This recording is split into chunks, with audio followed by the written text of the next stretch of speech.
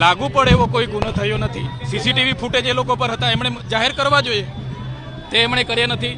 મહિલાને મેં અપશબ્દો બોલ્યા છે એવી વાત હતી, એવું ક્યાંય બન્યું નથી। મહિલાને અપશબ્દ મેં એક પણ શબ્દ એવો બોલ્યો નથી। પણ હું જે રીતે ત્યાંથી છૂટામ છું, લોકો મારી સાથે છે, એ જોઈને ભારતીય જનતા પાર્ટીના કેટલાક નેતાઓ અને પોલીસના કેટલાક આઈપીએસ અધિકારીઓ મને ફસાવી દીધો છે। ચૈતનભાઈ તમારો ધારાસભ્ય તરીકેનો જે સમય હતો એમાં સૌથી વધારે સમય તમારો જેલવાસમાં પહોંચ્યો છે, તો આપણે માનો છો કે મતદારોને પણ નુકસાન જઈ રહ્યું છે? એક વિપક્ષના ધારાસભ્ય તરીકે એફઆઈઆર થયા પહેલા પણ મારી 2 વાગ્યાની એરેસ્ટ કરી લીધેલી।